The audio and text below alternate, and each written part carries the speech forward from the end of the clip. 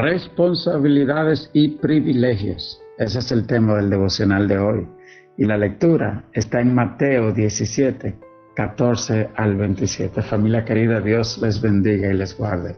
Esta lectura nos dice: cuando llegaron al gentío, vino a él un hombre que se arrodilló delante de él diciendo: Señor, ten misericordia de mi hijo, que es lunático y padece muchísimo, porque muchas veces cae en el fuego y muchas en el agua. Y lo he traído a tus discípulos, pero no le han podido sanar. Muchas veces invitamos a las personas a venir a nuestra iglesia y le hablamos del coro glorioso que tenemos y de la alabanza y del sermón y las cosas lindas que suceden en la iglesia. Y esto es bueno, pero el tema de hoy nos habla de responsabilidades y privilegios.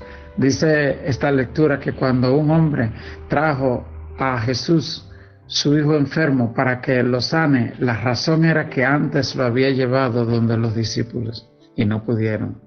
Es decir, interpretándolo de esta manera, lo llevó a la iglesia y la iglesia no pudo hacer nada.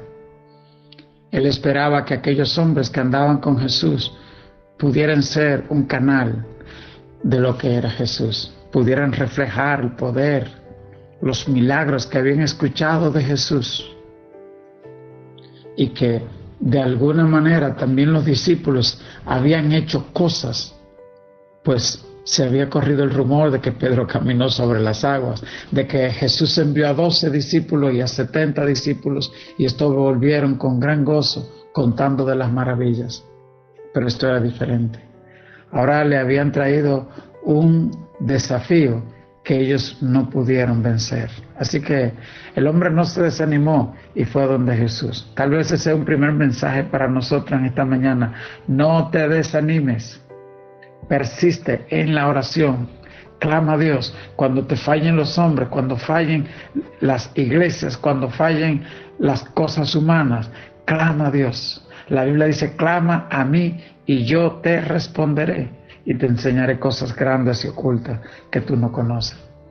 En el verso 17 dice: respondiendo Jesús dijo: oh generación incrédula y perversa, ¿hasta cuándo he de estar con vosotros? ¿Hasta cuándo os he de soportar? Traédmelo acá. Note cómo Jesús a sus discípulos los reprime y les dice que para este tiempo ellos debieron no ser incrédulos, sino tener fe, y que si hubiesen tenido fe, la historia hubiese sido diferente. Dice la palabra en el verso 18: y reprendió Jesús al demonio, el cual salió del muchacho, y éste quedó sano desde aquella hora. Viniendo entonces los discípulos a Jesús aparte, dijeron: ¿por qué nosotros no pudimos echarlo fuera? Jesús le dijo: por vuestra poca fe, porque de cierto os digo que si tuvierais fe como un grano de mostaza, diríais a este monte: pásate de aquí a allá, y se pasará, y nada os será imposible.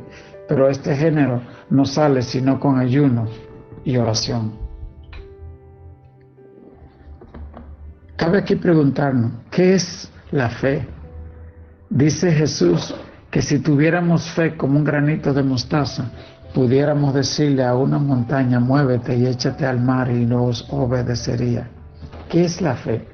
La Biblia define la fe como la certeza de lo que se espera, la convicción de lo que no se ve. Es la confianza, no en cosas abstractas, sino en el poder de Dios. La fe es una confianza que nace de conocer a una persona.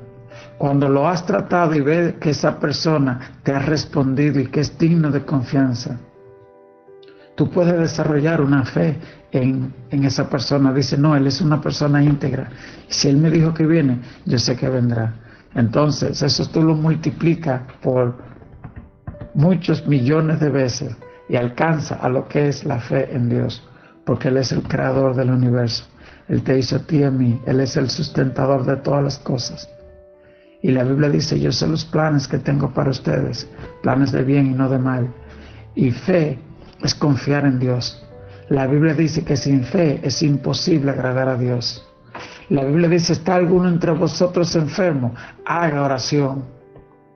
Dice la Biblia, la oración de fe sanará al enfermo, y si hubiere cometido pecado, le serán perdonados. Es decir, hay una oración con fe que sana al enfermo, que hace que el pecado sea perdonado. Y el ejemplo es el ladrón de la cruz, cuando solo le dijo al Señor: acuérdate de mí cuando estés en tu reino. Eso se llama fe salvadora, cuando sin importar cuál sea tu situación, sabes que puedes clamar a Dios y que Él es poderoso para librarte.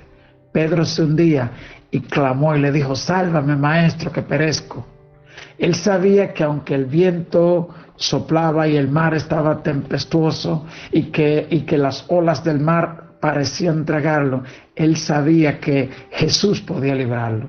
Y él dijo: sálvame, maestro, que perezco. Esa es una fe salvadora.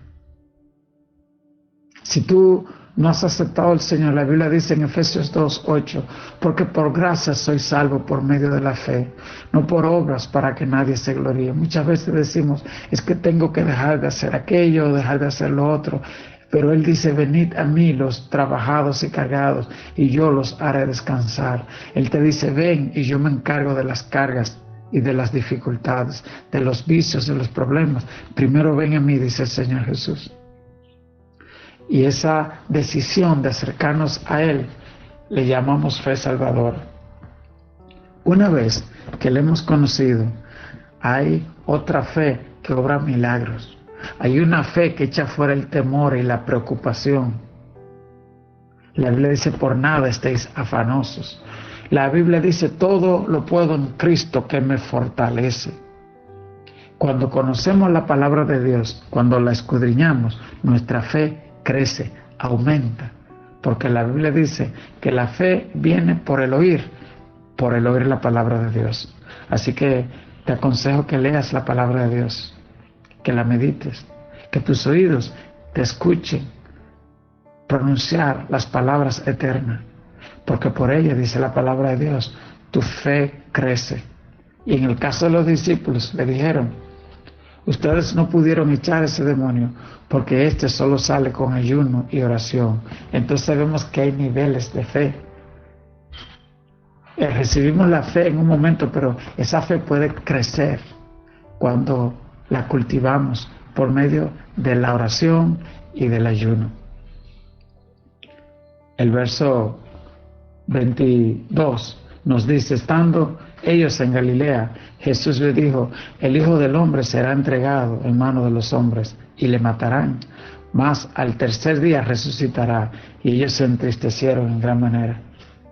Y cuando llegaron a Capernaum, vieron a Pedro, los que cobraban las 2 dracmas, y le dijeron: vuestro maestro no paga los 2 dracmas. Él dijo: sí. Y al entrar en casa, Jesús le habló primero diciendo: ¿qué te parece, Simón? Los reyes de la tierra, ¿de quiénes cobran los tributos o los impuestos? ¿De sus hijos o de los extraños? Pedro le respondió: de los extraños. Jesús le dijo luego: los hijos están exentos. Sin embargo, para no ofenderles, ve al mar y echa el anzuelo, y el primer pez que saque, tómalo, y al abrirle la boca hallarás una moneda. Tómalo y dáselo por mí y por ti. La palabra de Dios habla de cómo Jesús nos muestra la disposición que debemos tener para cumplir con nuestros deberes y responsabilidades ante Dios y ante los hombres. Él le dice a Pedro: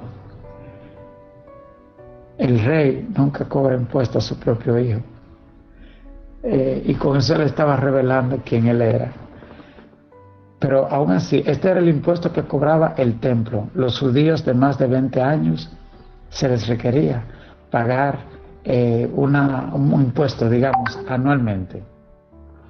Y entonces, la gente del templo mandan a cobrarle ese impuesto anual a Jesús, al Hijo de Dios. Y Jesús le dice: para no ofenderlos, ve y tira un anzuelo al mar, y del primer pez que traigas vas a encontrar una moneda que cubre el pago de 2 personas. Paga el tuyo y el mío. Y con esto el Señor estaba mostrando también que Él es Señor de la creación, Señor del universo. El tema de hoy nos habla de responsabilidades y privilegios.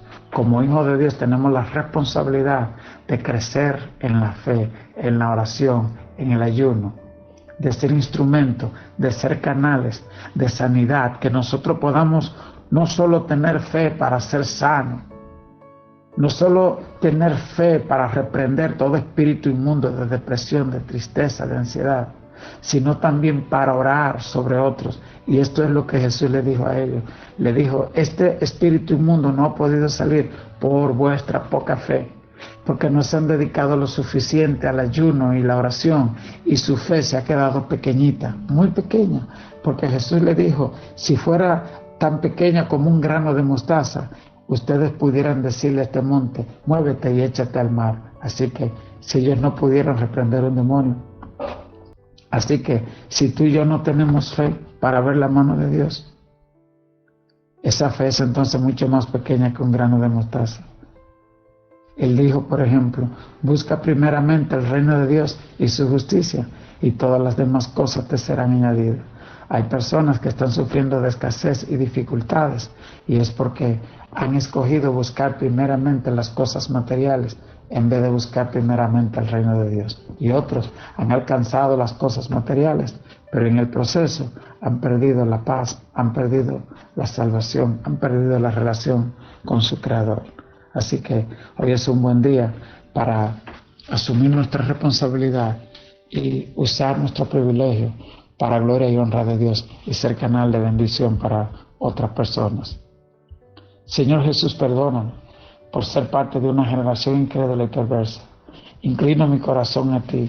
Echaste fuera a los demonios, mandaste a sacar dinero de la boca de un pez para pagar los tributos del templo. Pero por sobre todas las cosas demostraste ser el verdadero Señor de la creación. A ti te encomiendo mi vida y te doy gracias por salvarme. Amén. Buenos días, familia. Dios le bendiga mucho. Gloria al Señor, que en esta mañana nuestra fe pueda ser manifiesta en todo lo que hagamos con nuestras acciones. Necesitamos fe para agradar a Dios. Así que pongamos en práctica nuestra fe en toda nuestra manera de vivir. Que Dios les ayude en esta mañana, que Dios les bendiga.